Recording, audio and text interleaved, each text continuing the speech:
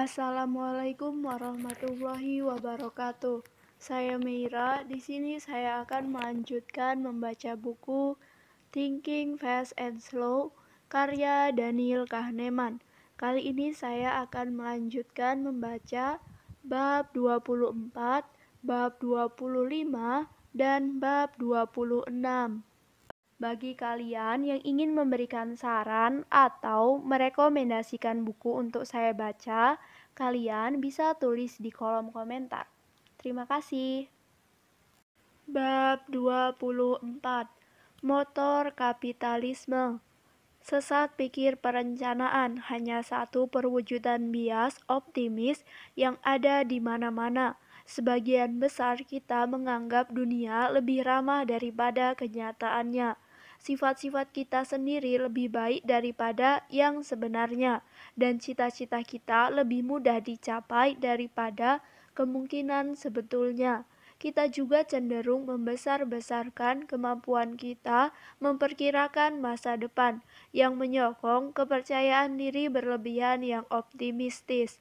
Dalam kaitan dengan konsekuensi terhadap keputusan, bias optimistis boleh jadi adalah bias kognitif yang paling penting, karena bias optimistis bisa menjadi berkah sekaligus resiko. Anda seharusnya senang sekaligus waspada jika Anda berpembawaan optimistis. Orang optimis. Optimisme itu normal, tapi beberapa orang yang mujur lebih optimis daripada yang lain. Jika mendapat warisan genetis yang menyebabkan bias optimistis, Anda tak perlu diberitahu bahwa Anda orang yang beruntung. Anda sudah merasa beruntung. Sikap optimis secara umum adalah warisan dan menjadi bagian pembawaan umum yang sejahtera, yang boleh jadi juga mencakup kesukaan melihat sisi baik segala sesuatu. Jika diperkenankan mendapat terwujudnya satu keinginan untuk anak Anda, seriuslah mempertimbangkan menginginkan dia menjadi optimistis. Orang optimis normalnya ceria dan bahagia, sehingga populer.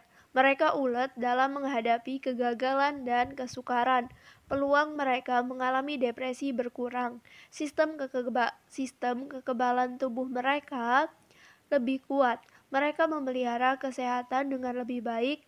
Mereka merasa lebih sehat daripada orang lain, dan kenyataannya cenderung berumur lebih panjang. Satu penelitian terhadap orang-orang yang membesar-besarkan harapan hidup mereka melebihi prediksi asuransi menunjukkan bahwa jam kerja mereka lebih panjang. Mereka lebih optimistis mengenai pendapatan masa depan, dan mereka lebih cenderung menikah lagi sesudah bercerai. Kemenangan harapan atas pengalaman klasik, dan lebih cenderung bertaruh ketika bermain saham. Tentu saja berkah optimisme hanya diberikan kepada orang-orang yang hanya sedikit bias dan bisa menonjolkan yang positif, tanpa kehilangan pegangan terhadap kenyataan. Orang-orang yang optimis berperan sangat besar dalam membentuk kehidupan kita. Keputusan mereka membuat perubahan. Mereka para pencipta, para wira swasta, para pemimpin politik dan militer, bukan orang biasa. Mereka mencapai kedudukan mereka dengan mencari tantangan dan mengambil resiko. Mereka berbakat dan beruntung, hampir pasti lebih beruntung daripada yang mereka akui. Mereka barangkali memang berpembawaan optimistis. Satu survei atas para pendiri usaha kecil menyimpulkan bahwa secara umum para wira swasta lebih saingun daripada manajer tingkat menengah dalam menghadapi kehidupan. Pengalaman keberhasilan telah memperkuat keyakinan mereka terhadap pertimbangan mereka dan kemampuan mereka mengendalikan peristiwa. Kepercayaan diri mereka diperkuat oleh kekaguman orang lain. Penalaran itu mengarah ke satu hipotesis. Orang-orang yang berpengaruh paling besar terhadap kehidupan orang lain cenderung optimistis dan terlalu percaya dan mengambil resiko lebih banyak daripada yang mereka sadari. Bukti menunjukkan bahwa bias optimistis berperan kadang berperan besar. Kapan saja individu atau lembaga sengaja mengambil resiko besar, sering terjadi para pengambil resiko meremehkan peluang yang mereka hadapi dan sudah berusaha mencari tahu seperti apa peluangnya. Karena mereka salah membaca resiko, para wira swasta yang optimistis sering percaya bahwa mereka sudah bersikap waspada, biarpun sebenarnya tidak. Keyakinan mereka terhadap keberhasilan pada masa depan memelihara suasana hati positif yang membantu mereka mendapat sumber daya dari pihak lain, mengangkat semangat pegawai, dan meningkatkan prospek mereka dapat bertahan sampai sukses. Ketika diperlukan aksi, optimisme, bahkan versi agak delusionalnya mungkin bagus. Angan-angan wira swasta, peluang suatu usaha kecil akan bertahan selama 5 tahun di Amerika Serikat adalah sekitar 35%. Tapi orang-orang yang membuka usaha kecil tidak percaya peluang itu berlaku bagi mereka. Satu survei mendapati bahwa wira swasta Amerika cenderung percaya mereka berada dalam bidang bisnis yang menjanjikan. Perkiraan rata-rata mereka untuk peluang sukses bisnis seperti bisnis Anda adalah 60%, hampir 2 kali lipat nilai sebenarnya. Bias itu lebih mencolok ketika mereka menilai peluang usaha mereka sendiri berhasil.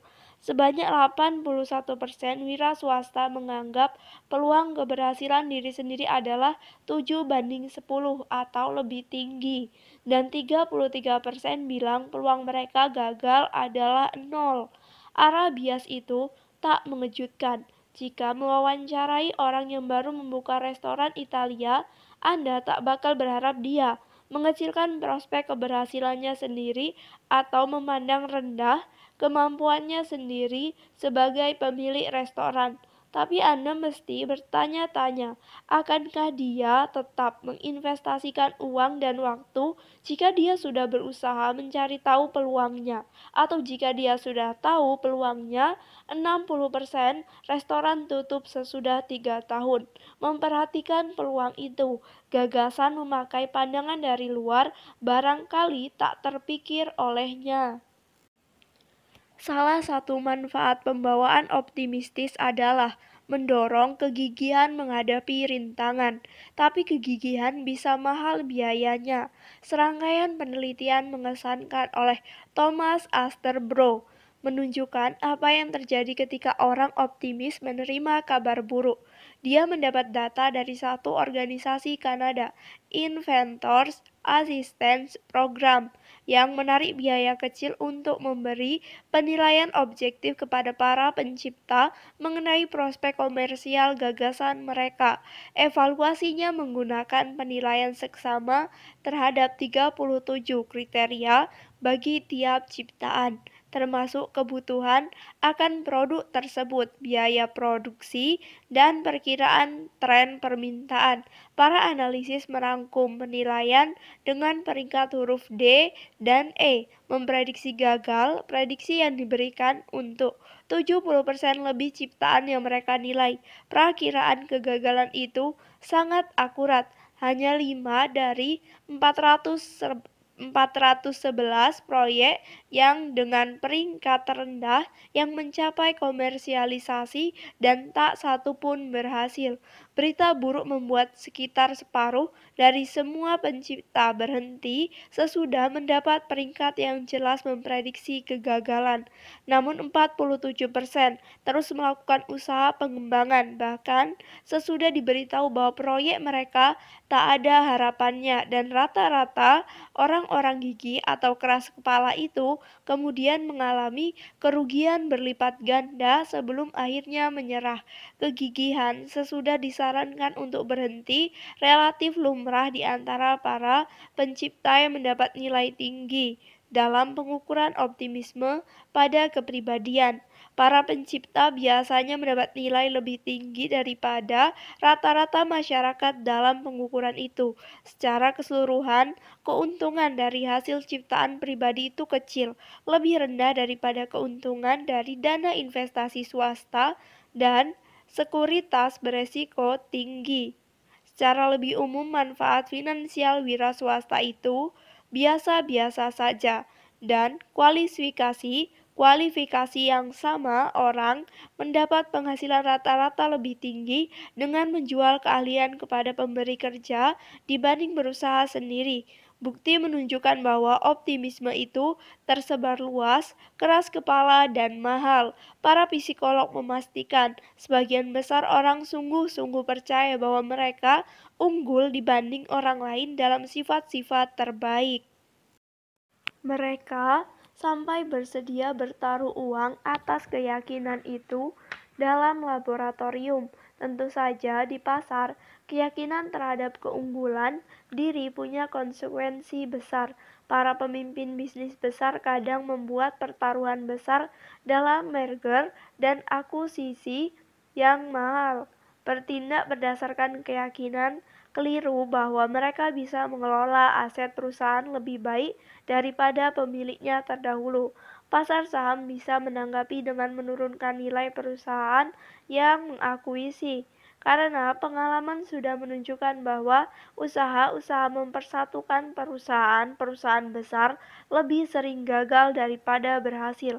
Akuisisi yang salah jalan telah dijelaskan dengan hipotesis keangkuhan. Para eksekutif perusahaan yang mengakuisisi tak sekompeten yang mereka kira.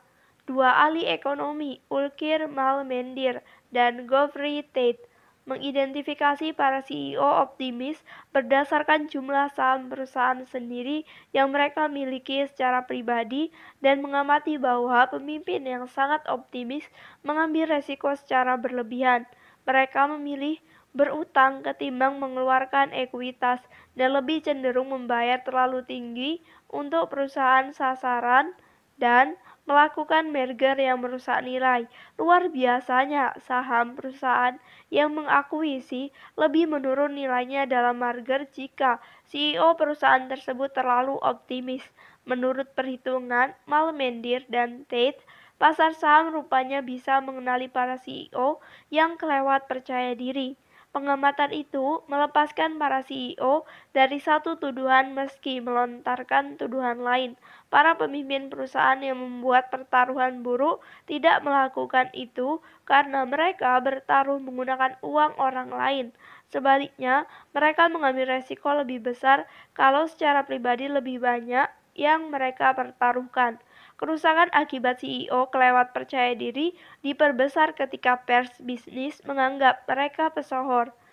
Bukti menunjukkan bahwa penghargaan pers yang bergengsi kepada CEO itu biasanya merugikan pemegang saham. Malmendir dan Tate menulis, kami mendapati bahwa perusahaan-perusahaan dengan CEO pemenang penghargaan sesudahnya berkinerja buruk dalam hal saham dan operasi. Pada saat bersamaan imbalan CEO meningkat, CEO menghabiskan lebih banyak waktu untuk kegiatan di luar perusahaan seperti menulis buku atau menjadi dewan direksi perusahaan lain, dan mereka lebih cenderung melakukan manajemen pendapatan. Bertahun-tahun lalu, saya dan istri saya berlibur di Vancouver Island, Kanada, dan mencari tempat menginap. Kami menemukan motel yang menarik tapi sepi di satu jalan yang jarang dilewati di tengah hutan. Para pemiliknya adalah pasangan muda menarik yang tanpa diminta langsung berbagi cerita kepada kami. Mereka tadinya guru sekolah di provinsi Alberta. Mereka memutuskan untuk mengubah hidup dan menggunakan tabungan untuk membeli motel itu yang dibangun 12 tahun lalu. Mereka mengatakan kepada kami tanpa ironi atau malu bahwa mereka bisa membeli motel itu dengan murah karena 6 atau 7 pemilik sebelumnya gagal menjalankannya. Mereka juga berkata kepada kami bahwa mereka berencana mencari pinjaman untuk membuat tempat itu tambah menarik dengan membangun restoran di sebelahnya. Mereka tak merasa perlu menjelaskan mengapa mereka berharap bisa berhasil ketika 6 atau 7 orang lain sudah gagal. Kesamaan keberanian dan optimisme mempersatukan semua pembisnis, dari pemilik motel sampai CEO. Pengambilan resiko yang optimis oleh wira swasta jelas berkontribusi kepada dinamisme ekonomi dalam masyarakat kapitalisme. Meski kebanyakan pengambilan resiko akhirnya kecewa, tapi Martha Cholho dari London School of Economics sudah menunjukkan isu-isu kebijakan rumit yang muncul ketika para pendiri usaha kecil meminta pemerintah mendukung mereka dalam keputusan yang kemungkinan besar berakhir buruk. Apakah pemerintah harus memberi pinjaman kepada calon wira swasta yang barangkali akan bangkrut dalam beberapa tahun? Banyak ahli ekonomi perilaku yang nyaman dengan prosedur paternalistik libertarian yang membantu orang menabung lebih banyak daripada kalau dibiarkan berusaha sendiri. Pertanyaan, apakah dan bagaimana pemerintah harus mendukung usaha kecil yang juga tidak punya jawaban yang memuaskan? Mengabaikan persaingan. Ada godaan untuk menjelaskan optimisme wira swasta dengan pemikiran penuh harap, tapi emosi hanya sebagian ceritanya. Bias kognitif berperan penting, terutama fitur sistem 1, WYSIATI. Kita berfokus ke tujuan, menjangkarkan ke rencana, dan mengabaikan nilai dasar yang relevan, membuat kita terpapar sesat pikir perencanaan. Kita berfokus kepada apa yang ingin dan bisa kita lakukan, mengabaikan rencana dan keahlian pihak lain. Baik dalam menjelaskan masa lalu maupun memprediksi masa depan, kita berfokus ke peran keahlian dalam sebab akibat dan mengabaikan peran keberuntungan. Oleh karena itu, kita rentan terhadap ilusi kendali. Kita berfokus ke apa yang kita ketahui dan mengabaikan apa yang kita tak ketahui, yang membuat kita terlalu yakin dengan kepercayaan kita. Pengamatan bahwa 90% pengemudi percaya mereka lebih baik daripada rata-rata adalah satu penemuan besar psikologi yang sudah menjadi bagian budaya dan sering menjadi contoh bagus efek di atas rata-rata yang lebih umum. Namun, tafsiran penemuan itu telah berubah akhir-akhir ini dari menganggap hebat diri sendiri menjadi satu bias kognitif. Simak dua pertanyaan ini.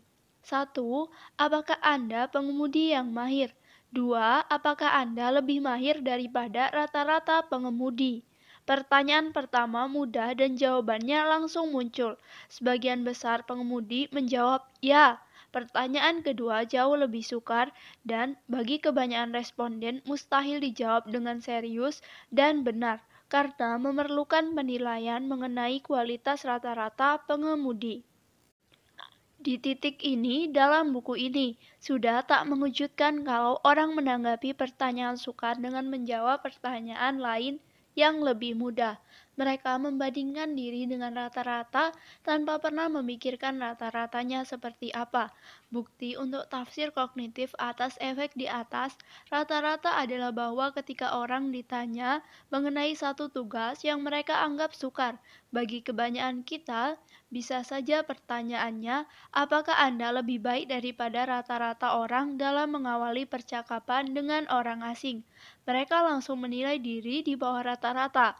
Kebalikannya adalah bahwa orang cenderung terlalu optimistis mengenai posisi relatif mereka di kegiatan apapun yang bisa mereka lakukan dengan cukup mahir.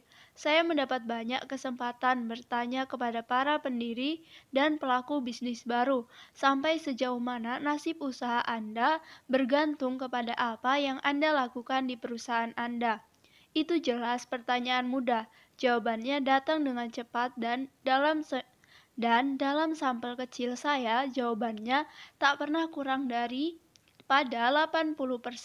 Ketika tak yakin akan berhasil pun orang-orang pemberani itu berpikir bahwa nasib mereka berada di tangan mereka sendiri. Mereka jelas keliru. Nasib suatu bisnis baru juga bergantung kepada prestasi para pesaingnya dan perubahan pasar, selain kepada usaha sendiri. Namun, WYSIATI berperan dan para wira swasta secara alami memusatkan perhatian kepada apa yang mereka ketahui paling baik. rencana, dan tindakan mereka, dan ancaman serta kesempatan paling jelas, seperti ketersediaan pendanaan. Mereka kurang tahu tentang pesaing dan wajar saja mereka membayangkan masa depan ketika pesaing berperan sedikit saja. Colin Kammer dan Doug Lavalo yang menciptakan konsep pengabaian persaingan menggambarkannya dengan kutipan dari seorang pemimpin Disney Studio. Ketika ditanya mengapa ada banyak sekali film berbiaya besar yang dirilis pada hari yang sama, seperti Memorial Day dan Hari Kemerdekaan, dia menjawab, keangkuhan. Keangkuhan, jika hanya berpikir mengenai usaha sendiri kita pikir, aku punya departemen cerita yang bagus, aku punya departemen pemasaran yang bagus, kami akan keluar dan melakukannya. Dan kita tak pernah berpikir bahwa semua orang berpikir sama. Pada tiap akhir minggu dalam satu tahun, ada 5 film yang ditayangkan, dan jelas tidak ada cukup banyak orang untuk menonton semuanya. Jawaban cerdik itu merujuk ke keangkuhan, tapi tidak menunjukkan arogansi, perasaan unggul dibanding studio pesaing. Persaingan sekedar tak menjadi bagian keputusan. Ketika satu pertanyaan sukar lagi-lagi diganti pertanyaan yang lebih mudah. Pertanyaan yang perlu dijawab adalah yang ini, dengan mempertimbangkan apa yang dilakukan pihak lain, berapa banyak orang yang akan menonton film kita. Pertanyaan yang diperkirakan para eksekutif studio lebih sederhana dan menunjuk ke pengetahuan yang paling mudah tersedia bagi mereka. Apa kita punya film bagus dan organisasi bagus untuk memasarkannya? Proses-proses sistem satu yang familiar, yaitu WYSIATI, dan substitusi menghasilkan pengabaian, persaingan, dan efek di atas rata-rata. Konsekuensi pengabaian persaingan adalah masuknya terlalu banyak pihak. Makin banyak pesaing masuk pasar, melebihi yang bisa didukung pasar yang untung, sehingga hasil rata-rata semuanya adalah rugi. Hasil itu mengecewakan bagi pemain baru di pasar, tapi efeknya terhadap ekonomi secara keseluruhan dapat positif. Malah, Giovanni Dossi dan Dan Lovallo menyebut perusahaan-perusahaan baru yang gagal tapi menunjukkan pasar baru ke pesaing-pesaing yang lebih berkualifikasi sebagai martir optimistis. Bagus buat ekonomi, tapi jelek bagi para investor. Keyakinan berlebihan. Selama beberapa tahun, para profesor Duke University melakukan survei ketika para direktur keuangan senior memperkirakan hasil indeks standar dan Poor pada tahun berikutnya. Para profesor Duke mengumpulkan 11.600 perkiraan semacam itu dan memeriksa akurasinya. Kesimpulannya gamblang. Para direktur keuangan perusahaan-perusahaan besar tak tahu apa-apa mengenai masa depan jangka pendek pasar saham. Korelasi antara perkiraan mereka dan nilai sebenarnya sedikit di bawah nol. Ketika mereka berkata pasar akan turun, sedikit lebih kemungkinan pasar bakal naik. Temuan itu mengejutkan. Berita buruknya adalah para direktur keuangan tak tampak tahu bahwa perakiraan mereka tak berguna. Selain tebakan terbaik terhadap hasil Standard & Poor's S&P, para peserta memberi dua perakiraan lain. Satu nilai yang mereka yakini 90% bahkan terlalu tinggi dan nilai lain yang mereka yakini 90% terlalu rendah. Kisaran antara kedua nilai itu disebut interval keyakinan 80% dan hasil-hasil yang berada di luar interval dilabeli kejutan. Seseorang yang menaruh interval kepercayaan di banyak kesempatan memperkirakan sekitar 20% hasilnya adalah kejutan. Seperti sering terjadi dalam kegiatan seperti itu, ada terlalu banyak kejutan. Peluang kejutan terjadi adalah 67% di atas 3 kali lipat perkiraan. Itu menunjukkan bahwa para direktur keuangan kelewat yakin dengan kemampuan mereka memperkirakan pasar. Keyakinan berlebihan adalah satu lagi perwujudan WYSIATI. Ketika memperkirakan suatu kuantitas, kita mengandalkan informasi yang muncul dalam benak dan membangun cerita yang koheren yang menjadikan perkiraan kita masuk akal. Mempertimbangkan informasi yang tak muncul dalam benak barangkali karena tak pernah diketahui, itu mustahil. Para profesor Duk menghitung interval keyakinan yang bakal mengurangi kemungkinan kejutan menjadi 20%. Hasilnya mencolok. Untuk mempertahankan jumlah kejutan pada tingkat yang diharapkan, seharusnya para direktur keuangan mengatakan pada tiap tahun ada peluang 80% hasil S&P tahun depan akan di antara minus 10% dan plus 30%. Interval keyakinan yang menggambarkan dengan tepat pengetahuan para direktur keuangan atau tepatnya ketidaktahuan mereka lebih lebar 4 kali lipat daripada yang mereka katakan. Psikologi sosial hadir dalam gambaran itu, karena jawaban yang bakal diberikan seorang direktur keuangan yang jujur benar-benar konyol.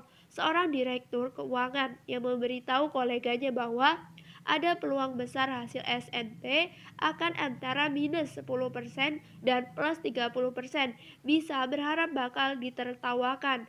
Interval keyakinan yang lebar itu adalah pengakuan ketidaktahuan yang tak bisa diterima secara sosial bagi seseorang yang dibayar agar bisa ditanyai dalam hal keuangan. Kalaupun tahu seberapa sedikit yang mereka ketahui, para eksekutif itu bakal dihukum jika mengakuinya. Presiden Truman Canon meminta seorang ahli ekonomi satu pihak yang bakal berkata tegas, dia muak dengan para ahli ekonomi yang terus berkata di pihak lain. Organisasi-organisasi yang mengikuti perkataan para pakar yang kelewat yakin bisa mengalami konsekuensi yang mahal. Penelitian terhadap para direktur keuangan menunjukkan bahwa mereka yang paling yakin dan optimis terhadap indeks S&P juga sangat yakin dan optimis mengenai prospek perusahaan mereka sendiri, sehingga mengambil lebih banyak resiko dibanding yang lain. Seperti kata Nassim Taleb, apresiasi yang kurang memadai terhadap ketidakpastian lingkungan tak pelak lagi membuat para pelaku ekonomi mengambil resiko yang seharusnya dihindari. Namun optimisme dinilai tinggi secara sosial dan oleh pasar. Orang dan perusahaan memberi ganjaran lebih besar kepada pemberi informasi sesat berbahaya daripada yang menyatakan kebenaran. Salah satu pelajaran dari krisis keuangan yang mengarah ke resesi besar adalah bahwa ada periode-periode ketika persaingan di antara pakar dan organisasi menciptakan kekuatan besar yang mendukung kebutaan bersama terhadap resiko dan ketidakpastian. Tekanan sosial dan ekonomi yang mendukung keyakinan berlebihan tidak terbatas pada perakiraan keuangan. Para profesional lain harus menghadapi kenyataan bahwa pakar yang diakui harus menunjukkan kepercayaan diri tinggi. Philip Tetlock mengamati bahwa pakar yang paling percaya diri adalah yang paling banyak diundang untuk pamer keahlian di acara televisi.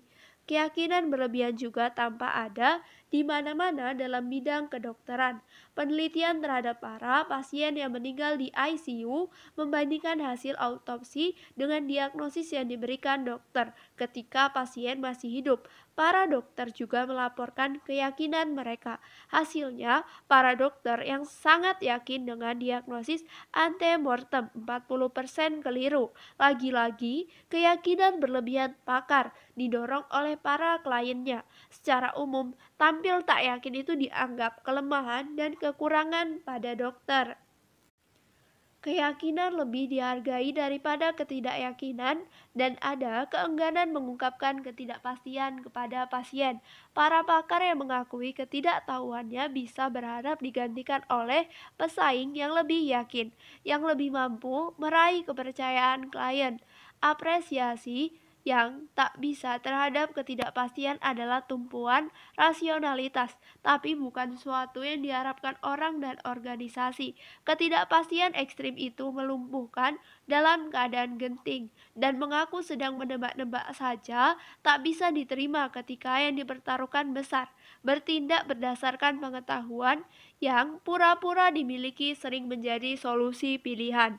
Ketika bertemu faktor-faktor emosional, kognitif, dan sosial yang menyokong optimisme berlebihan menjadi campuran memabukkan yang kadang membuat orang mengambil resiko yang bakal mereka hindari andai mereka tahu peluangnya. Tak ada bukti bahwa para pengambil resiko di ranah ekonomi suka berjudi dengan taruhan besar. Mereka sekedar kurang menyadari resiko daripada orang-orang yang lebih tak berani mengambil resiko. Lovalo dan saya menciptakan frasa perakiraan berani dan keputusan tak berani untuk menjabarkan latar belakang pengambilan resiko. Pengambilan resiko. Pengaruh optimisme tinggi pada pembuatan keputusan adalah pedang bermata dua, tapi sumbangan optimisme terhadap penerapan yang baik itu jelas positif. Manfaat utama optimisme adalah keuletan ketika menghadapi halangan. Menurut Martin Seligman, pendiri psikologi positif, suatu gaya penjelasan optimistis mendukung keuletan dengan mempertahankan citra diri. Pada intinya, gaya optimistis adalah mengakui keberhasilan tapi kurang bertanggung jawab atas kegagalan. Gaya itu sampai batas tertentu bisa diajarkan dan Seligman telah mendokumentasikan efek pelatihan pada berbagai pekerjaan yang sering mengalami kegagalan, seperti penjualan asuransi lewat telepon, bidang usaha umum pada zaman sebelum internet. Ketika baru ditolak oleh seorang ibu rumah tangga yang marah, pemikiran dia perempuan jahat jelas lebih unggul daripada aku penjual yang payah. Saya selalu percaya bahwa riset sains adalah satu lagi bidang tempat suatu bentuk optimisme itu penting untuk keberhasilan. Saya belum pernah bertemu ilmuwan sukses yang tak punya kemampuan membesar-besarkan pentingnya pekerjaan yang dia lakukan. Dan saya percaya bahwa seseorang yang tak bisa merasa penting, biarpun hanya hayalan, akan rontok ketika menghadapi pengalaman kegagalan kecil yang berulang dan keberhasilan yang jarang. Nasib sebagian besar peneliti. Premortem, obat penyembuh sebagian. Bisakah keyakinan berlebihan diatasi dengan pelatihan? Saya tak optimistis. Sudah ada banyak usaha melatih orang untuk menyatakan interval keyakinan yang mencerminkan ketidakpresisian pertimbangan mereka dengan hanya sedikit laporan keberhasilan. Satu contoh yang sering disebut-sebut adalah bahwa para ahli geologi di Royal Dutch Shell menjadi tidak kelewat percaya diri dalam penilaian kemungkinan situs pengeboran sesudah berlatih dengan kasus-kasus masa lalu yang hasilnya sudah diketahui. Di situasi lain, keyakinan berlebihan diredakan tapi tak disingkirkan ketika penilai didorong untuk mempertimbangkan hipotesis saingan. Namun keyakinan berlebihan adalah konsekuensi langsung fitur sistem satu yang bisa dijinakan tapi tak bisa dimusnahkan. Rintangan utamanya adalah bahwa keyakinan subjektif ditentukan oleh koherensi cerita yang dibuat, bukan oleh kualitas dan jumlah informasi yang menyokongnya. Organisasi-organisasi mungkin bisa menjinakkan optimisme dan individu dengan lebih baik dibanding individu. Gagasan terbaik untuk melakukannya disumbangkan oleh Gary Klein, kolaborator lawan. Saya biasanya membela keputusan intuitif dari klaim bias dan biasanya memusuhi algoritma. Dia menamai usulannya premortem. Prosedurnya sederhana. Ketika organisasi hampir sampai ke keputusan penting tapi belum secara formal memutuskan, Klein mengusulkan untuk mengumpulkan sejenak sekelompok orang yang punya pengetahuan mengenai keputusan itu. Acara itu dibuka pidato singkat. Bayangkan kita berada 1 tahun ke depan. Kita terapkan rencana seperti yang ada sekarang. Hasilnya bencana. Tolong selama 5-10 menit ke depan tuliskan riwayat singkat bencana itu. Gagasan premortem Gary Klein biasanya memicu antusiasme langsung sesudah saya menjabarkannya dengan santai dalam satu sesi di Davos. Seseorang di belakang saya mengumumkan menggumam, saya tidak sia-sia datang ke Davos sesudah mendengarnya. Belakangan saya tahu orang itu CEO satu perusahaan besar internasional. Premortem punya dua kelebihan besar: mengatasi pemikiran kelompok, group think, yang mempengaruhi banyak tim sesudah keputusan tampaknya telah dibuat, dan melepas imajinasi orang-orang berpengetahuan ke arah yang diperlukan. Selagi satu tim mengerucut ke satu keputusan, dan khususnya ketika pemimpin menyetujui keraguan yang diungkapkan terhadap bijak tidaknya rencana itu pelan-pelan diredam dan akhirnya dijadikan bukti kekurangan kesetiaan terhadap tim dan pimpinannya. Peredaman keraguan menimbulkan keyakinan berlebihan dalam kelompok tempat hanya penduduk keputusan yang boleh bersuara. Kebaikan utama premortem adalah melegitimasi keraguan. Selain itu, premortem mendorong bahkan para pendukung keputusan untuk mencari kemungkinan ancaman yang belum mereka pertimbangkan. Premortem bukan obat ajaib dan tidak menyediakan perlindungan komplit terhadap kejutan-kejutan tak menyenangkan, tapi cukup membantu mengurangi kerusakan akibat rencana yang terkena bias WYSIATI dan optimisme tak kritis. Bicara tentang optimisme, mereka punya ilusi kendali, mereka sangat meremehkan rintangan. Kelihatannya mereka menderita kasus akut pengabaian persaingan. Ini kasus keyakinan berlebihan. Mereka tampaknya percaya bahwa mereka tahu lebih banyak daripada yang sebenarnya diketahui. Sebaiknya kita melakukan sesi premortem. Boleh jadi akan ada orang yang terpikir ancaman yang kita lupakan. Bagian 4, pilihan. Bagian ini terdiri dari 10 bab, yaitu bab 25, kekeliruan-kekeliruan Bernoulli, bab 26, teori prospek, bab 27, efek pusaka, bab 28, peristiwa buruk, bab 29, pola 4, bab 30, peristiwa langka, bab 31, kebijakan resiko, bab 32, mencatat skor, bab 33, pembalikan, bab 34, bingkai dan realitas. Tapi kali ini saya hanya akan membacakan bab 25 dan bab 26.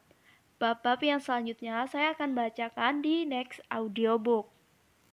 Bab 25, kekeliruan-kekeliruan Bernoulli. Suatu hari pada awal 1970-an, Amos memberi saya salinan esai tulisan seorang ahli ekonomi Swiss bernama Bruno Frey yang membahas asumsi-asumsi psikologis dalam teori ekonomi. Saya ingat sekali warna sampulnya, merah gelap. Bruno Frey sendiri tidak ingat menulisnya, tapi saya masih bisa menyebutkan kalimat pertamanya. Pelaku dalam teori ekonomi bersifat rasional, egois, dan seleranya tak berubah. Saya tertegun. Para ahli ekonomi kolega saya bekerja di gedung sebelah, tapi saya belum menyadari perbedaan besar antara dunia intelektual kami. Bagi seorang psikolog, jelas orang itu tak sepenuhnya rasional maupun sepenuhnya egois, dan selera orang itu tak stabil. Kedua bidang kami seolah mempelajari spesies yang berbeda, yang belakangan oleh ahli ekonomi perilaku Richard Thaler disebut eko dan manusia. Tak seperti ekon, manusia yang dikenal psikolog memiliki sistem. 1. Pandangan dunia manusia dibatasi informasi yang tersedia pada saat tertentu. WYSIATI sehingga tidak bisa konsisten dan logis seperti ekon. Kadang manusia bersifat suka berbagi dan bersedia menyumbang bagi kelompok mereka, dan manusia seringkali tak tahu apa-apa mengenai keadaan mereka tahun depan atau bahkan besok. Muncullah kesempatan untuk mengadakan percakapan menarik melintas batas disiplin ilmu. Saya tak menduga karir saya bakal ditentukan oleh percakapan itu. Tak lama sesudah menunjukkan artikel Frey, Amos mengusulkan agar kami menjadikan studi pembuatan keputusan sebagai proyek berikut kami. Saya nyaris tak tahu apa-apa mengenai topik itu. Tapi Amos orang pakar dan bintang di bidangnya, dan dia berkata akan mengajari saya. Sewaktu masih mahasiswa pasca sarjana, Amos ikut menulis satu buku ajar, Mathematical Psychology, dan dia menunjukkan beberapa bab buku itu yang dianggapnya bakal menjadi pengantar yang bagus. Segera saya mengetahui bahwa materi kami adalah sikap orang terhadap pilihan beresiko, dan kami bakal mencoba menjawab pertanyaan spesifik apa yang mengatur pilihan orang antara berbagai perjudian sederhana dan antara perjudian dan kepastian. Perjudian sederhana seperti 40% peluang menang $300. Bagi para peneliti, pembuat keputusan adalah ibarat lalat buah bagi ahli genetika. Pilihan antara pertaruhan-pertaruhan semacam itu menyediakan model sederhana yang memiliki kesamaan ciri penting dengan keputusan-keputusan lebih rumit yang ingin dimengerti para peneliti. Bahkan hasil yang kelihatan pasti pun sebenarnya tak pasti. Ketika menandatangani kontrak untuk membeli apartemen, Anda tak tahu pada harga berapa kelak Anda menjualnya, dan Anda juga tak tahu bahwa anak tetangga Anda akan berisik. Tiap pilihan yang penting yang kita buat dalam hidup datang bersama sejumlah ketidakpastian yang menyebabkan para peneliti membuat keputusan berharap sebagian pelajaran yang didapat dari situasi model akan bisa diterapkan bagi masalah-masalah sehari-hari yang lebih menarik. Tapi tentu saja alasan utama para peneliti teori keputusan mempelajari perjudian sederhana adalah karena itulah yang dilakukan peneliti teori keputusan yang lain. Bidang tersebut punya satu teori, teori harapan utilitas, yang merupakan dasar model pelaku rasional dan sampai sekarang adalah teori paling penting dalam ilmu sosial.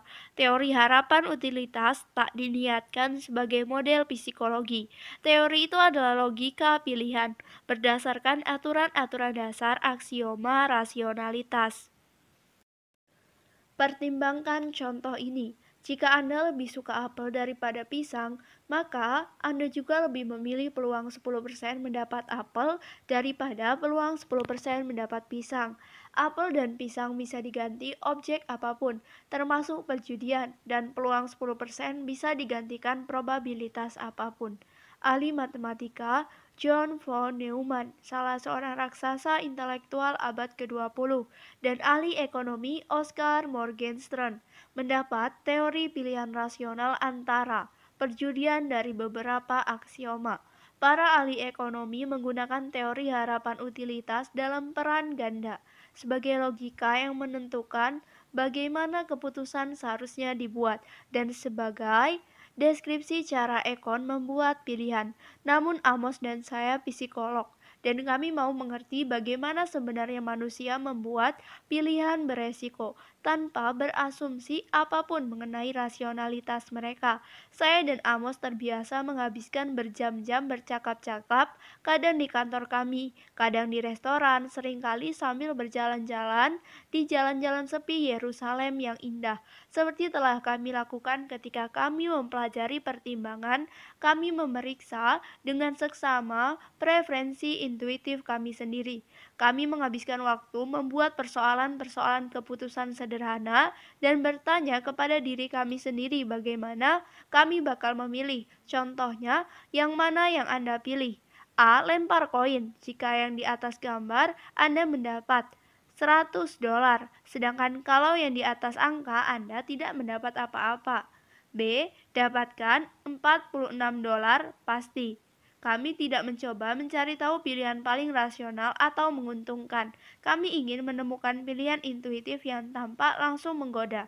Kami hampir selalu memilih pilihan yang sama. Dalam contoh ini, kami sama-sama memilih kepastian, dan Anda mungkin memilih yang sama juga. Ketika kami dengan yakin menyepakati satu pilihan, kami percaya dan ternyata hampir selalu tepat bahwa sebagian besar orang bakal memilih seperti kami, dan kami melanjutkan seolah kami punya bukti solid. Tentu saja kami tahu bahwa kami bakal perlu memeriksa kebenaran dugaan kami, tapi dengan berperan sebagai pelaku dan peserta percobaan kami bisa bergerak cepat.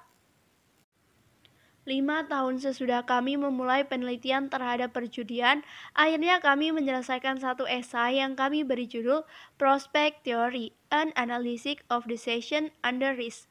Teori kami dibentuk berdasarkan teori kegunaan, tapi juga ada perbedaannya secara mendasar. Yang paling penting, model kami murni deskriptif.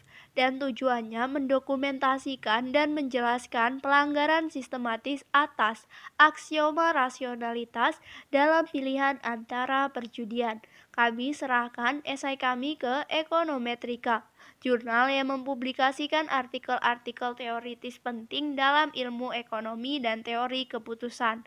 Pilihan tempat publikasi itu ternyata penting.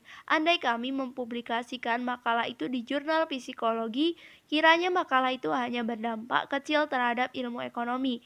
Namun keputusan kami tak dipengaruhi keinginan mempengaruhi ilmu ekonomi. Ekonometrika kebetulan adalah jurnal tempat terbitnya makalah-makalah terbaik mengenai pembuatan keputusan pada masa lalu. Dan kami ingin berada dalam kelompok itu. Dalam pilihan itu, sebagaimana banyak pilihan lain, kami beruntung. Teori prospek ternyata menjadi karya paling penting yang pernah kami lakukan, dan artikel kami termasuk yang paling sering dikutip dalam ilmu sosial. 2 tahun kemudian, kami terbitkan di Science satu laporan mengenai efek pembingkaian, perubahan-perubahan preferensi besar yang kadang disebabkan variasi tak penting dalam penyusunan kata-kata dalam soal pilihan. Selama 5 tahun pertama kami mengamati cara orang membuat keputusan, kami menemukan selusin fakta mengenai memilih antara pilihan-pilihan beresiko. Beberapa fakta itu bertentangan dengan teori harapan utilitas. Beberapa sudah pernah diamati, lainnya baru. Lalu, kami membangun teori yang memodifikasi teori harapan utilitas supaya bisa menjelaskan kumpulan pengamatan kami. Itulah teori prospek. Pendekatan kami terhadap persoalan itu mengikuti semangat dalam satu bidang psikologi yang bernama psikofisika yang didirikan dan dinamai oleh psikolog dan mistikus Jerman Gustav Fachner 1801 sampai 1887. Fenscher terobsesi dengan hubungan antara akal budi dan zat. Di satu sisi ada kuantitas fisik yang bisa beragam, seperti energi cahaya, frekuensi nada, atau jumlah uang. Di sisi lain ada pengalaman subjektif, kecerahan, tinggi nada, atau harga. Secara misterius variasi kuantitas fisik menyebabkan variasi pada intensitas atau kualitas pengalaman subjektif. Proyek Fenscher adalah mencari hukum-hukum psikofisika yang menghubungkan kuantitas subjektif di akal pengamat ke kuantitas objektif di dunia nyata. Dia mengusulkan bahwa untuk banyak dimensi, fungsinya logaritmik, artinya peningkatan intensitas rangsangan beberapa kali lipat, misalnya 1,5 kali lipat atau 10 kali lipat, selalu menghasilkan peningkatan yang sama pada skala psikologis. Jika meningkatkan energi bunyi dari 10 ke 100 unit energi fisik, meningkatkan intensitas psikologis 4 unit. Peningkatan intensitas rangsangan lebih lanjut dari 100 ke 1000 akan meningkatkan intensitas psikologis sebanyak 4 unit lagi. Kekeliruan Bernoulli. Seperti diketahui dengan baik oleh Fenscher, dia bukan orang pertama yang mencari rumus yang menghubungkan intensitas psikologis dengan ukuran fisik rangsangan. Pada 1738, ilmuwan Swiss Daniel Bernoulli sudah berpikir seperti Fenscher dan menerapkan pemikiran itu ke hubungan antara harga psikologis uang, sekarang disebut utilitas, dengan jumlah uang sebenarnya. Menurut Bernoulli, bagi seseorang yang sudah punya 100 ducat, hadiah 10 ducat punya utilitas yang sama dengan hadiah 20 ducat lagi. Bagi seseorang yang sudah punya 200 ducat. Tentu dalam hal itu Bernoulli benar. Kita biasa bicara mengenai perubahan pendapatan dengan presentase. Seperti ketika kita berkata dia mendapat kenaikan gaji 30%. Gagasan kenaikannya 30% bisa menimbulkan tanggapan psikologis yang sama pada orang kaya dan orang miskin. Sementara kenaikan $100 tidak berefek demikian. Seperti pada hukum Fencer, tanggapan psikologis terhadap perubahan kekayaan berbanding terbalik dengan jumlah awal kekayaan sehingga mengarahkan ke kesimpulan bahwa utilitas adalah fungsi logaritmik kekayaan. Jika fungsi itu benar, jarak psikologis antara 100.000 dolar dan 1 juta sama dengan jarak psikologis antara 10 juta dolar dan 100 juta dolar. Bernoulli menggunakan wawasan psikologisnya mengenai utilitas kekayaan untuk mengusulkan pendekatan radikal baru terhadap evaluasi perjudian, satu topik penting bagi para ahli matematika pada zamannya. Sebelum Bernoulli, para ahli matematika berasumsi bahwa perjudian dinilai berdasarkan nilai harapan, rata-rata berbobot dari semua kemungkinan hasil, yaitu tiap hasil ditimbang berdasarkan probabilitasnya. Contohnya nilai harapan. Peluang 80% mendapat 100 dolar dan peluang 20% mendapat 10 dolar adalah 82 dolar, yaitu 0,8 dikali 100 ditambah 0,2 dikali 10. Sekarang tanyai diri Anda sendiri, yang mana yang lebih Anda pilih? Perjudian barusan atau uang 80 dolar yang pasti? Hampir semua orang memilih yang pasti. Jika orang menilai prospek yang tak pasti berdasarkan nilai harapan, mereka bakal memilih berjudi karena 82 dolar lebih besar daripada 80 dolar. Bernoulli menunjukkan bahwa orang tidak mengevaluasi perjudian dengan cara itu. Bernoulli mengamati bahwa sebagian besar orang tak menyukai resiko, peluang menerima hasil terendah yang mungkin, dan jika ditawari pilihan antara satu perjudian dan uang pasti dengan jumlah yang sama dengan nilai harapan perjudian itu, mereka akan memilih yang pasti. Malah, seseorang pembuat keputusan yang membenci resiko akan memilih kepastian yang bernilai lebih rendah daripada nilai harapan, sehingga membayar biaya untuk menghindari ketidakpastian. 100 tahun sebelum Fencer, Bernoulli menciptakan psikofisika untuk menjelaskan ketidaksukaan terhadap resiko itu. Gagasannya gamblang. Pilihan orang bukan berdasarkan nilai uang, melainkan nilai psikologis hasil utilitas. Oleh karena itu, nilai psikologi satu perjudian bukan rata-rata berbobot semua kemungkinan hasilnya dalam jumlah uang. Nilainya adalah rata-rata, utilitas semua hasilnya yang diberi bobot berdasarkan probabilitas masing-masing. Tabel 3, saya akan meletakkan gambar tabel 3 di description box, menunjukkan satu versi fungsi utilitas yang dihitung Bernoulli. Menyajikan utilitas berbagai tingkat kekayaan dari 1 juta sampai 10 juta. Bisa Anda lihat bahwa menambahkan 1 juta kekayaan 1 juta menghasilkan peningkatan 20 unit utilitas. Tapi menambahkan 1 juta kekayaan 9 juta hanya menghasilkan peningkatan 4 unit. Bernoulli mengusulkan nilai marginal kekayaan yang terus mengecil. Dalam jargon modern adalah penjelasan bagi ketidaksukaan terhadap resiko. Kecenderungan umum yang biasa ditunjukkan orang untuk memilih kepastian dibanding perjudian yang peluang menguntungkannya besar atau nilai harapan yang sedikit lebih tinggi daripada kepastian. Perhatikan pilihan berikut. Peluang yang sama untuk mendapat 1 juta atau 7 juta atau pasti mendapat 4 juta. Utilitas 10 ditambah 84 dibagi 2 sama dengan 47. Utilitas sama dengan 60. Nilai harapan perjudian dan kepastian setara dalam jumlah uang 4 juta. Tapi utilitas psikologis kedua pilihan itu berbeda, karena utilitas kekayaan terus mengecil. Penambahan utilitas dari 1 juta ke 4 juta itu 50 unit, tapi penambahan yang sama besar dari 4 juta ke 7 juta meningkatkan utilitas kekayaan hanya 24 unit. Utilitas perjudian adalah 94 dibagi 2, sama dengan 47. Utilitas kedua hasilnya masing-masing diberi bobot probabilitas setengah. Utilitas 4 juta adalah 60, karena 60 lebih besar daripada 47, orang dengan fungsi utilitas itu akan memilih kepastian. Wawasan Bernoulli adalah pembuat keputusan dengan utilitas marginal yang terus mengecil akan membenci resiko. Esai Bernoulli sangat brilian dan tajam. jam. Dia menerangkan konsep baru harapan utilitasnya yang dia sebut harapan moral untuk memperhitungkan berapa banyak biaya yang bersedia dibayar seorang pedagang di St. Petersburg untuk menjamin pengiriman rempah dari Amsterdam jika dia tahu fakta bahwa pada masa ini dalam setahun dari 100 kapal yang berlayar dari Amsterdam ke St. Petersburg, 5 biasanya kandas. Fungsi utilitasnya menjelaskan mengapa orang miskin membeli asuransi dan orang kaya menjual asuransi kepada orang miskin.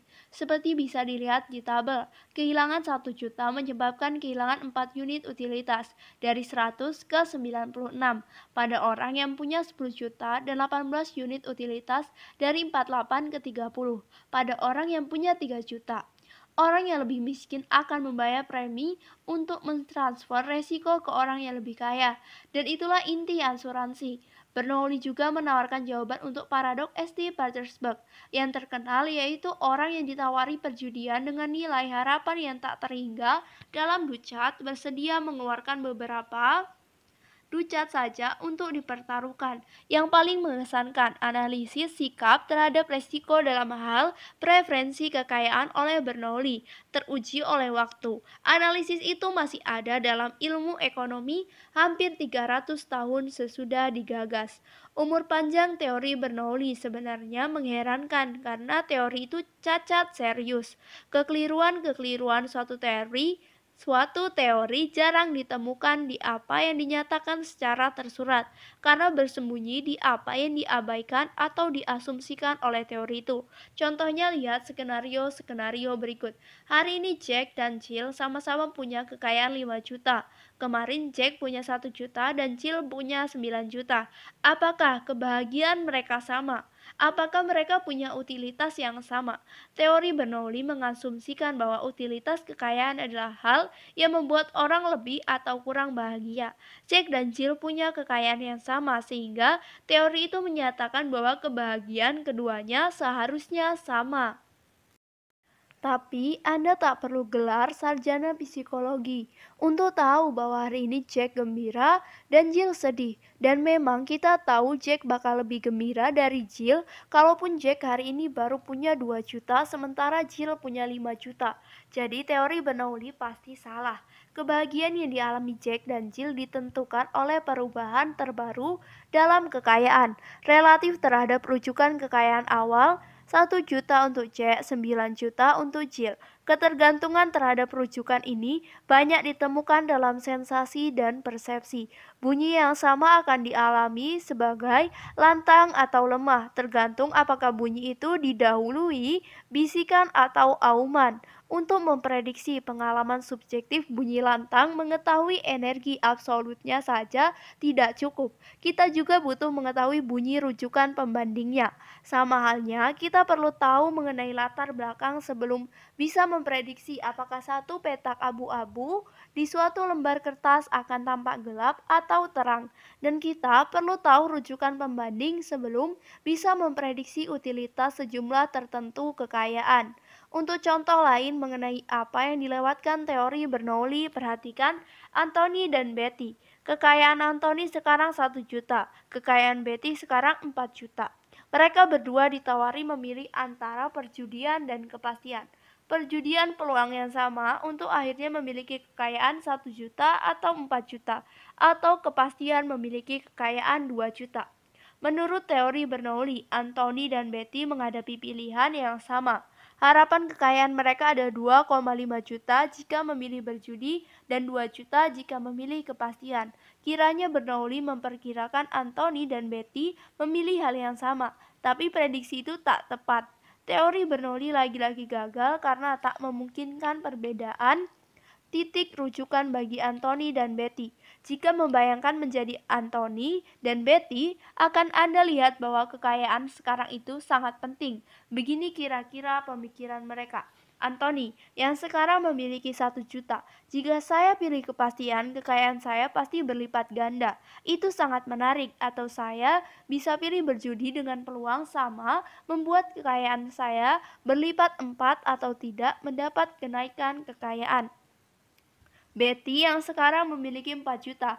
Jika saya pilih kepastian, saya pasti kehilangan separuh kekayaan saya. Dan itu mengerikan. Atau saya bisa berjudi dengan peluang sama untuk kehilangan 3/4 kekayaan saya atau tidak kehilangan apa-apa.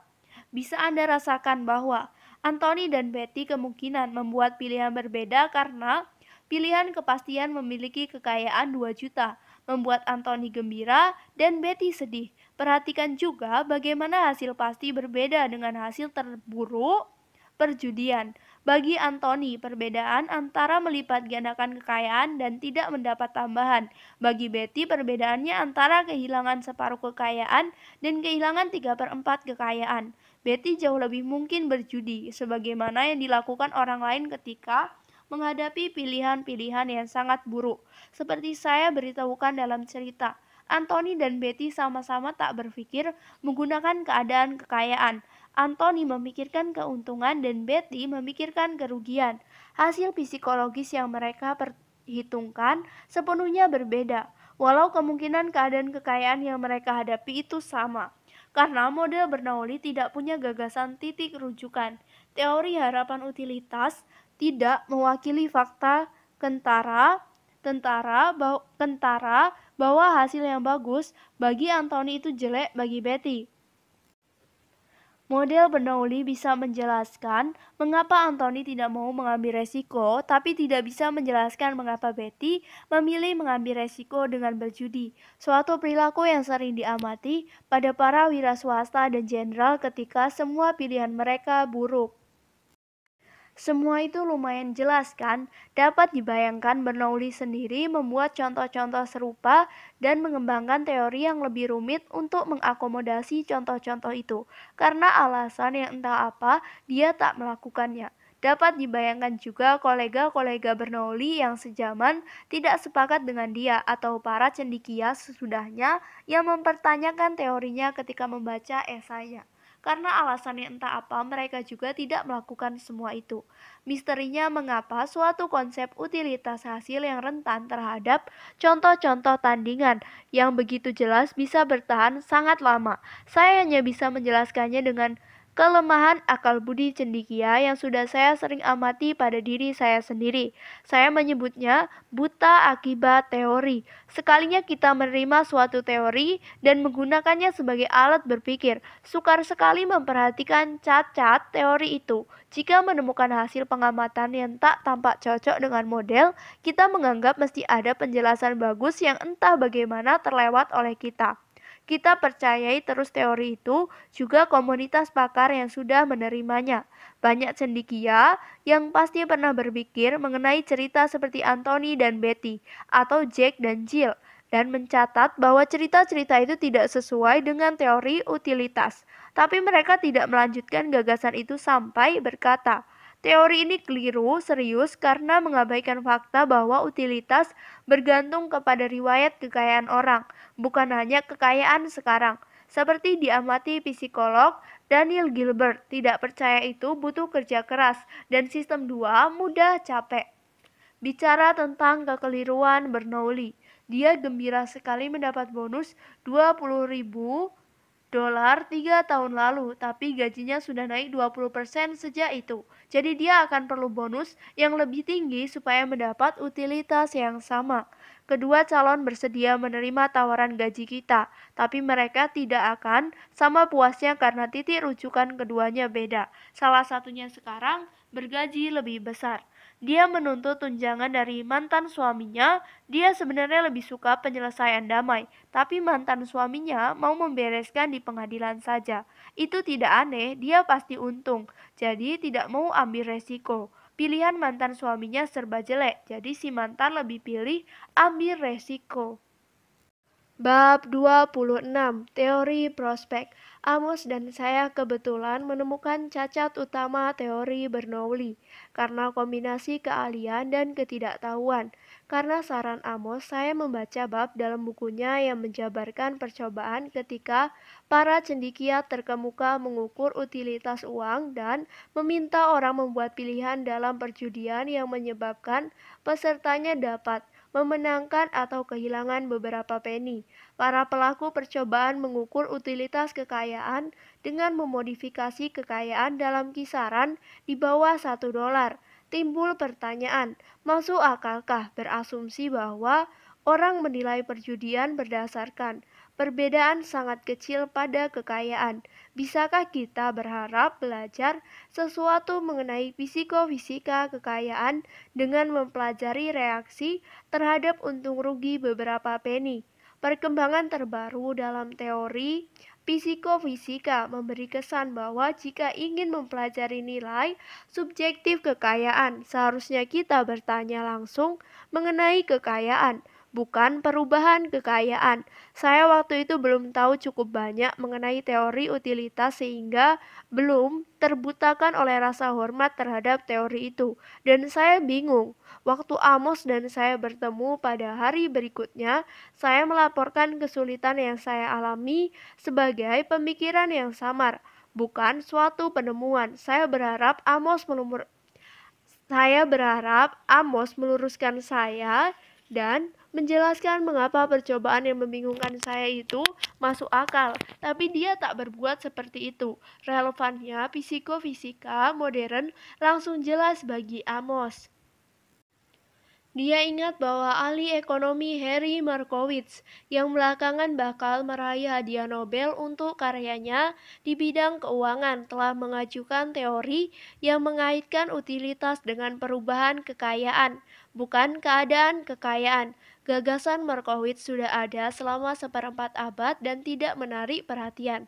Tapi kami langsung menyimpulkan bahwa itulah yang harus ditempuh dan bahwa teori yang kami rencanakan untuk kami buat bakal mendefinisikan hasil sebagai untung dan rugi, bukan keadaan kekayaan.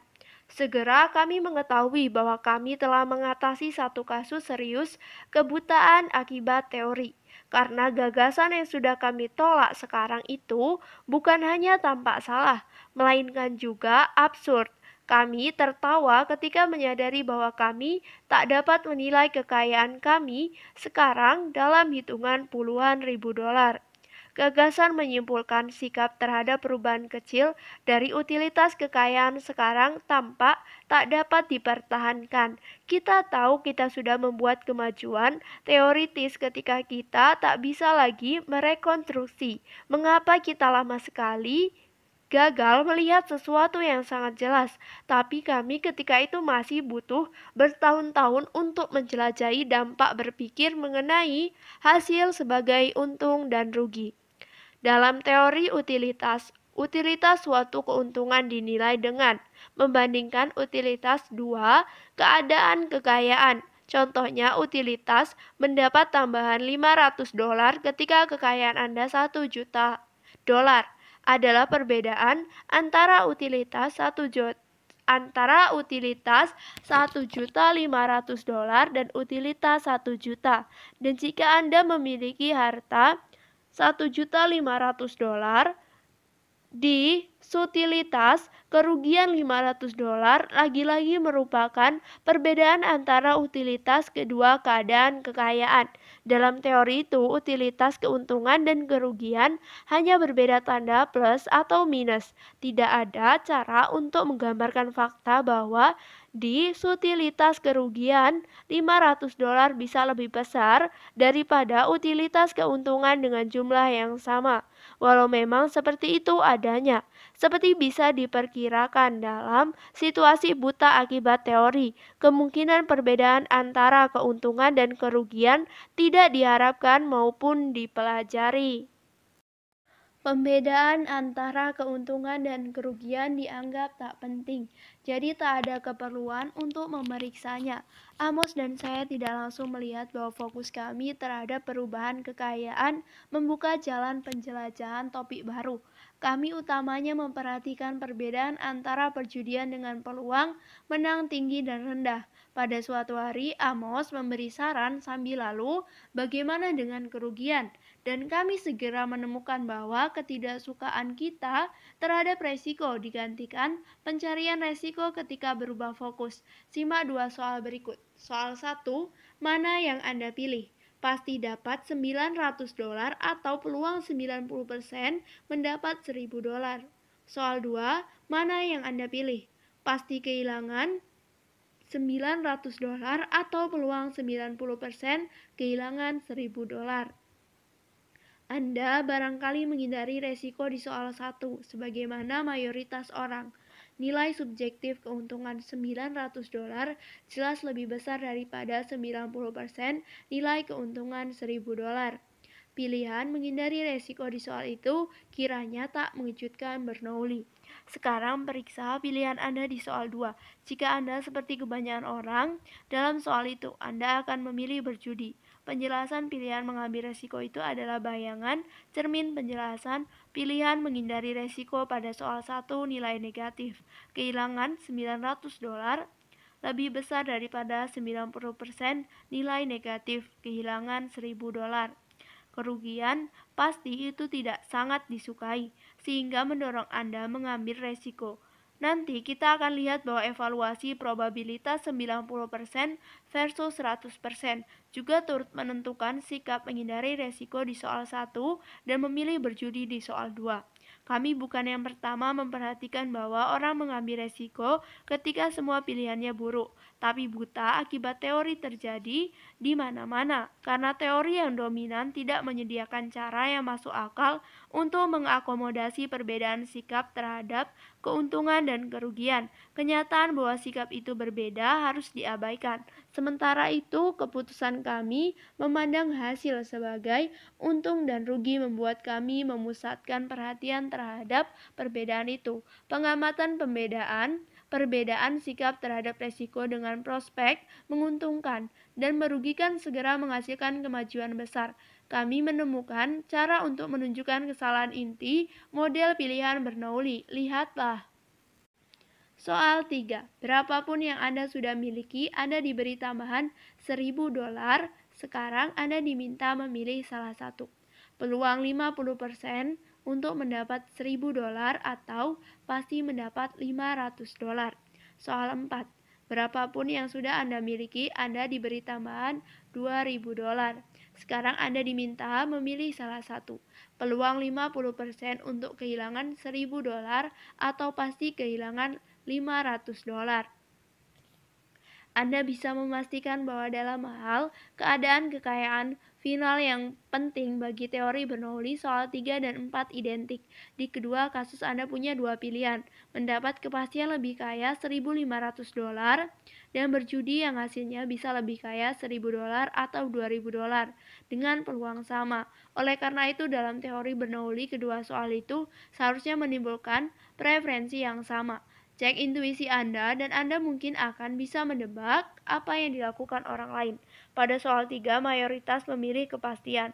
Pada soal 4 mayoritas memilih berjudi. Penemuan perbedaan preferensi di soal 3 dan 4 merupakan contoh tegas yang membantah gagasan kunci teori Bernoulli. Jika yang penting hanyalah utilitas kekayaan, pernyataan-pernyataan yang jelas-jelas setara dalam soal yang sama seharusnya menghasilkan pilihan yang identik. Perbandingan soal menunjukkan pentingnya titik rujukan untuk evaluasi pilihan.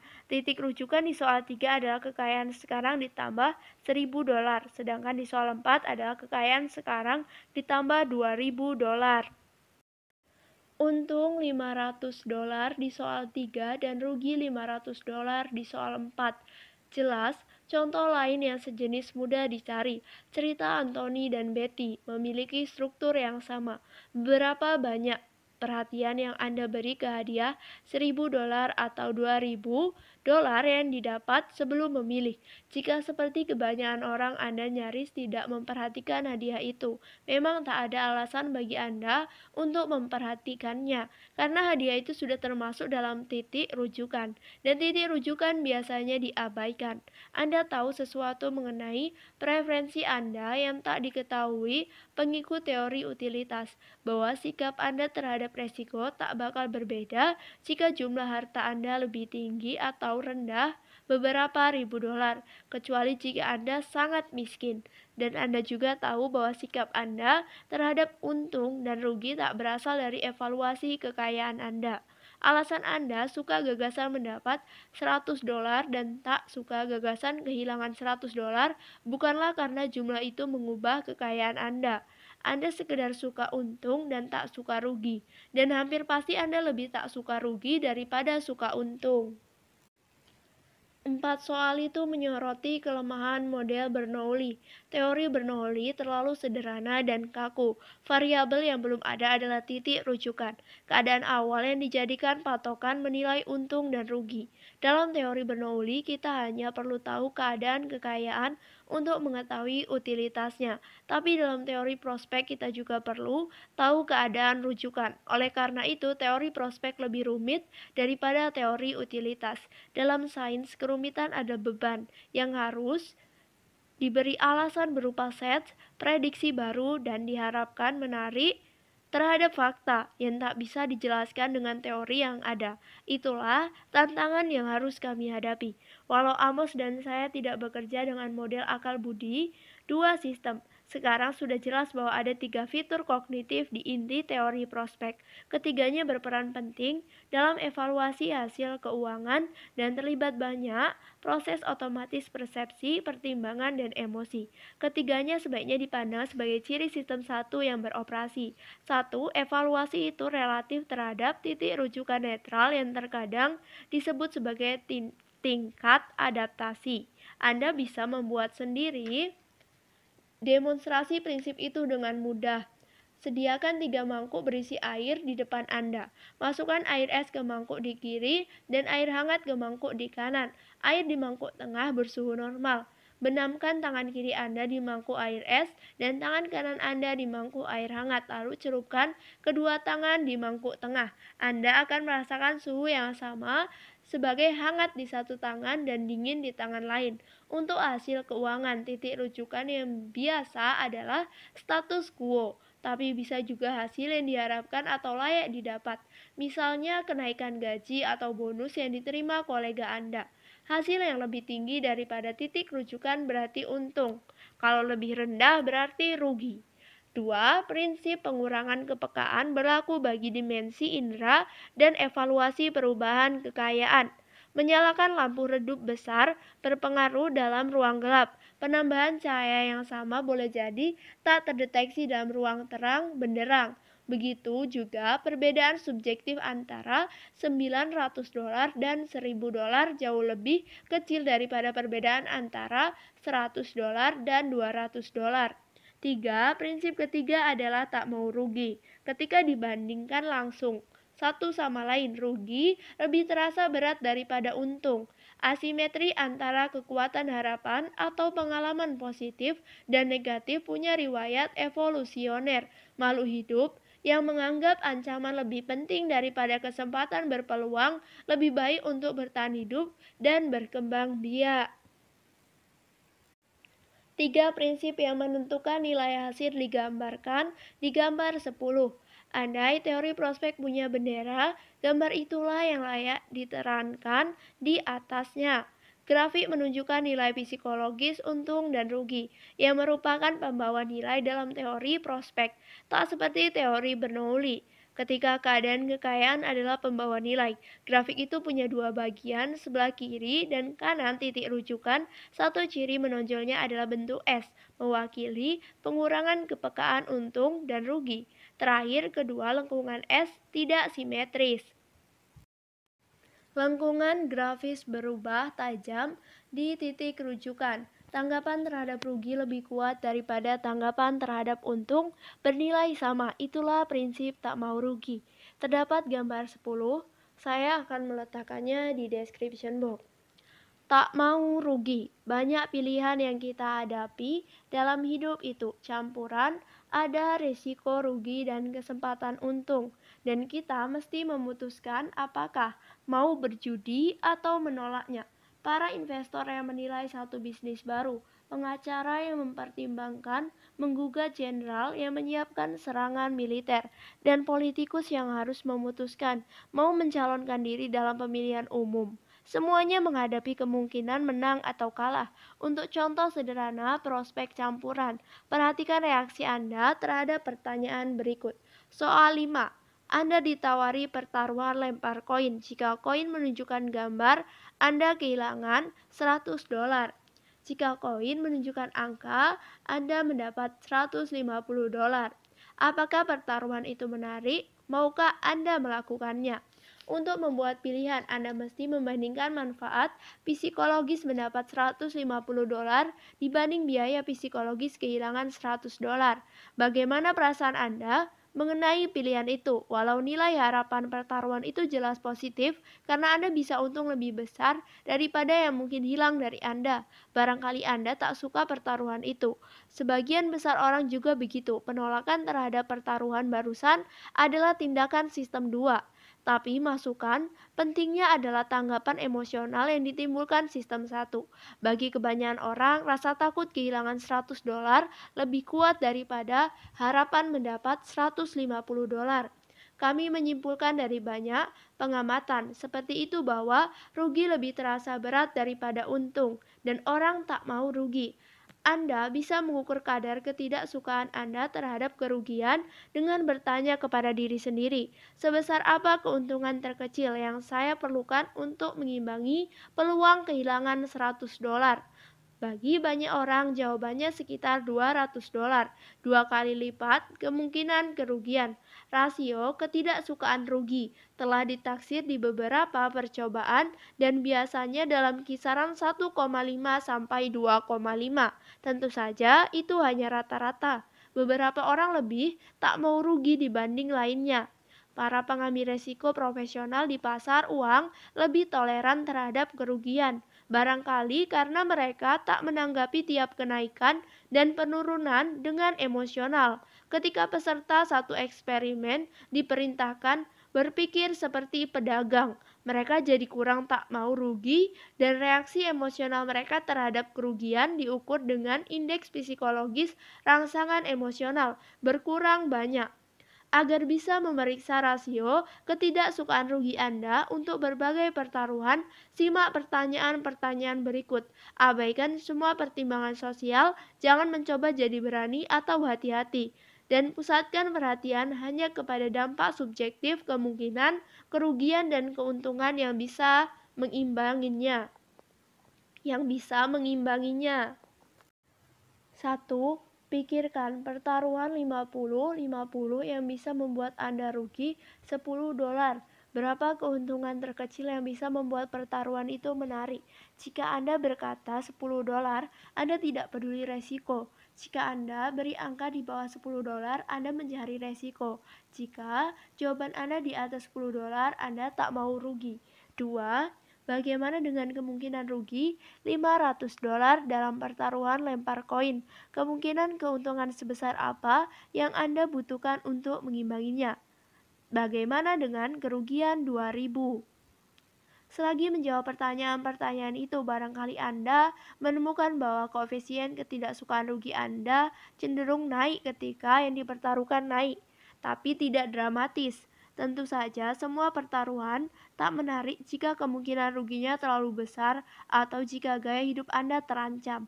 Koefisien ketidaksukaan rugi besar sekali di kasus-kasus seperti itu, dan boleh jadi tak terhingga ada resiko yang tak akan Anda terima, biarpun jika beruntung Anda bisa mendapat berjuta-juta darinya. Lihat lagi gambar 10 untuk membantu mencegah satu kebingungan yang umum. Di bab ini saya telah membuat 2 klaim yang boleh jadi dipandang saling bertentangan oleh sebagian pembaca. 1. Pada pertaruhan campuran yang memungkinkan untung atau rugi, ketidaksukaan rugi menyebabkan pilihan menghindari resiko. 2. Pada pilihan-pilihan yang serba buruk ketika satu kerugian pasti dibanding dengan kerugian lebih besar yang belum pasti, pengurangan kepekaan menyebabkan kita mengambil resiko. Tidak ada kontradiksi di situ. Pada kasus pencampuran, kemungkinan rugi terasa 2 kali lebih berat daripada kemungkinan untung. Seperti bisa Anda lihat dengan membandingkan lengkungan grafik nilai rugi dan untung. Pada kasus serba buruk, lengkungan grafik nilai pengurangan kepekaan menyebabkan kita mengambil resiko. Rasa sakit kehilangan $900 lebih daripada 90% rasa sakit kehilangan $1.000. Kedua gagasan itu adalah esensi teori prospek.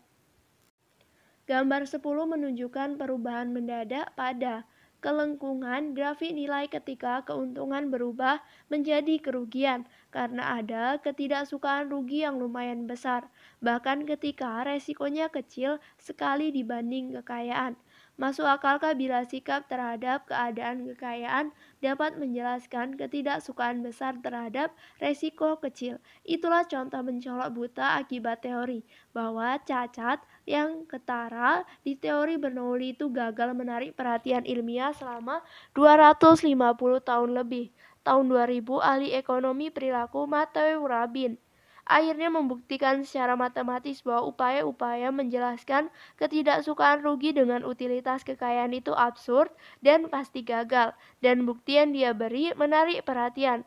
Teorema Rabin menunjukkan bahwa siapapun yang menolak perjudian yang lumayan dengan taruhan kecil itu berkomitmen secara matematis ke tingkat penghindaran resiko yang konyol terhadap perjudian yang lebih besar. Contohnya, Rabin memperhatikan bahwa sebagian besar manusia menolak pertaruhan berikut. Peluang 50% kehilangan $100 dan peluang 50% mendapat $200. Lalu Rabin menunjukkan bahwa menurut teori utilitas seseorang yang menolak pertaruhan itu akan menolak juga pertaruhan berikutnya. Peluang 50% kehilangan $200 dan peluang 50% mendapat $20.000. Tapi tentu saja siapapun yang waras pikirannya tidak akan menolak pertaruhan itu.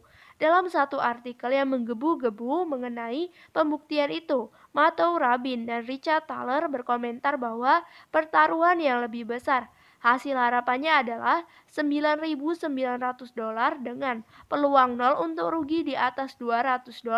Pengacara payah pun dapat membuat Anda dinyatakan secara hukum tak waras karena menolak pertaruhan itu. Barangkali karena terbawa antusiasme, Rabin dan Thaler mengakhiri artikel mereka dengan mengingat adegan terkenal dalam acara komedi TV Monty Python ketika seorang pembeli yang frustasi berusaha mengembalikan burung betet mati ke toko hewan peliharaan. Si pembeli menggunakan serangkaian kalimat panjang untuk menjabarkan keadaan burung itu. Diakhiri dengan "ini ex betet". Rabin dan Thaler lalu mengatakan bahwa waktunya bagi para ahli ekonomi mengakui bahwa harapan utilitas itu ex hipotesis. Banyak ahli ekonomi memandang pernyataan nakal itu nyaris sebagai hujatan. Namun, buta akibat teori utilitas kekayaan sebagai penjelasan sikap terhadap kerugian kecil adalah sasaran yang sah untuk komentar meledek. Titik buta teori prospek. Sejauh ini dalam bagian ini saya sudah memuji kehebatan teori prospek dan mengkritik model rasional dan teori harapan utilitas. Waktunya memberi keseimbangan. Sebagian besar mahasiswa pasca sarjana ilmu ekonomi sudah mendengar mengenai teori prospek dan ketidaksukaan rugi, tapi Anda mungkin tak menemukan istilah-istilah itu dalam indeks buku ajar pengantar ekonomi. Saya kadang merasa sakit karena ketidakadaan itu, tapi sebenarnya itu cukup beralasan, karena peran utama rasionalitas dalam teori ekonomi dasar. Konsep dan hasil standar yang diajarkan kepada mahasiswa S1 paling gampang dijelaskan dengan berasumsi bahwa ekon tak membuat kesalahan konyol. Asumsi itu sangat dibutuhkan dan bakal runtuh dengan menghadirkan manusia dalam teori prospek yang mengevaluasi hasil dengan berpikiran pendek. Ada alasan bagus untuk tetap tak memuat teori prospek dalam buku pengantar. Konsep-konsep dasar ilmu ekonomi adalah alat intelektual penting yang tak mudah dikuasai biarpun sudah memakai asumsi sederhana dan tak realistis mengenai hakikat pelaku ekonomi yang berinteraksi di pasar. Mempertanyakan asumsi-asumsi itu dalam pengantar bakal membingungkan dan barangkali menghilangkan semangat. Ada alasan bagus untuk memudahkan mahasiswa mengerti alat-alat dasar ilmu ekonomi. Selain itu, kegagalan rasionalitas yang tercakup dalam teori prospek seringkali tak ada sangkut pautnya dengan prediksi teori ekonomi yang memang tepat di beberapa situasi dan memberi perakiraan yang tak meleset jauh di banyak situasi lain. Namun di beberapa konteks perbedaannya menjadi besar. Manusia yang dijabarkan prospek dipandu oleh dampak emosional langsung dan rugi, bukan prospek kekayaan jangka panjang dan utilitas global. Saya menekankan buta akibat teori di pembahasan mengenai cacat pada model Bernoulli yang tetap akan dipertanyakan selama 2 abad lebih. Tapi tentu saja buta akibat teori tak terbatas pada teori harapan utilitas. Teori prospek punya cacat juga, dan buta akibat teori terhadap cacat itu telah mempengaruhi penerimaannya sebagai alternatif utama teori utilitas. Pikirkan asumsi teori prospek bahwa titik rujukan biasanya status quo bernilai 0. Asumsi itu tampak masuk akal, tapi mengarah ke beberapa konsekuensi absurd. Lihatlah baik-baik prospek-prospek berikut. Kiranya apa rasanya memiliki prospek demikian? A. Peluang 1/1 juta untuk mendapat 1 juta. B. Peluang 90% mendapat $12 dan 10% tak mendapat apa-apa. C. Peluang 90% mendapat 1 juta dan 10% tak mendapat apa-apa. Tak mendapat apa-apa itu hasil yang mungkin terjadi di ketiga perjudian, dan teori prospek memberi nilai yang sama ke hasil itu di ketiga kasus. Tak mendapat apa-apa adalah titik rujukan dan bernilai 0. Apa pernyataan-pernyataan itu sama dengan pengalaman Anda? Tentu saja tidak. Tak mendapat apa-apa itu bisa saja di kedua kasus pertama, dan memberinya nilai 0 itu wajar. Sementara itu tak mendapat apa-apa di skenario ketiga sangat mengecewakan, seperti peningkatan gaji yang sudah dijanjikan secara tak resmi. Peluang besar mendapat uang banyak membuat titik rujukan sementara yang baru relatif terhadap harapan Anda. Tak mendapat apa-apa akan dialami sebagai kerugian besar. Teori prospek tak bisa menghadapi fakta itu karena tidak memperkenankan nilai suatu hasil. Dalam kasus ini, tak mendapat apa-apa berubah ketika peluangnya kecil atau ketika alternatifnya bernilai tinggi sekali. Dengan kata lain, teori prospek tak bisa membahas kekecewaan, tapi kekecewaan dan antisipasi kekecewaan itu nyata. Dan kegagalan mencakupnya adalah cacat yang jelas seperti contoh-contoh yang saya angkat untuk mengkritik teori Bernoulli.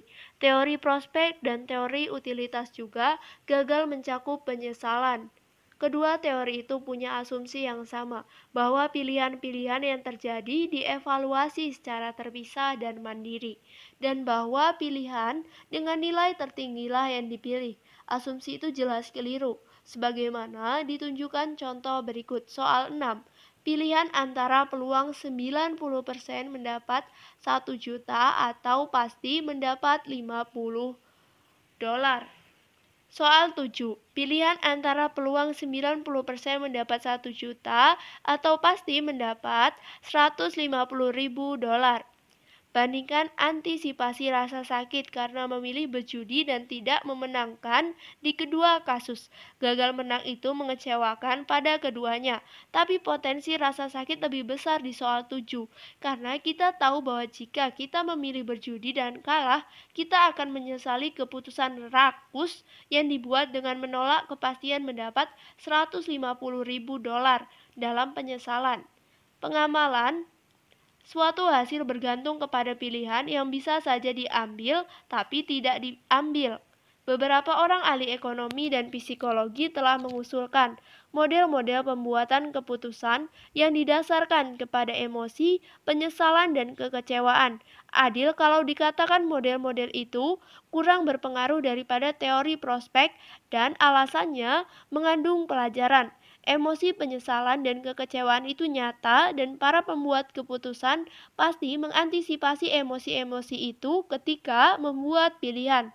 Masalahnya, teori penyesalan hanya membuat sedikit prediksi mencolok yang membedakannya dengan teori prospek, yang punya kelebihan yaitu lebih sederhana. Kerumitan teori prospek lebih bisa diterima dalam persaingan dengan teori harapan utilitas karena teori prospek memang memprediksi pengamatan-pengamatan yang tak dapat dijelaskan dengan teori harapan utilitas. Asumsi-asumsi yang lebih kaya dan realistis tidak cukup untuk membuat suatu teori sukses. Para ilmuwan menggunakan teori sebagai kantong berisi alat kerja dan tidak mau membawa kantong yang lebih berat kalau alat-alat barunya tak sangat berguna. Teori prospek diterima banyak cendekia bukan karena benar, melainkan karena konsep-konsep yang ditambahkannya ke teori utilitas, terutama titik, rujukan ketidaksukaan rugi, cukup berharga. Konsep-konsep itu memberi prediksi baru yang terbukti benar. Kami beruntung. Bicara tentang teori prospek, dia mengidap ketidaksukaan rugi ekstrim yang membuatnya menolak kesempatan emas. Mengingat kekayaan yang besar, tanggapan emosionalnya terhadap untung dan rugi kecil tidak masuk akal. Dia menganggap rugi 2 kali lebih berat daripada untung, dan itu normal.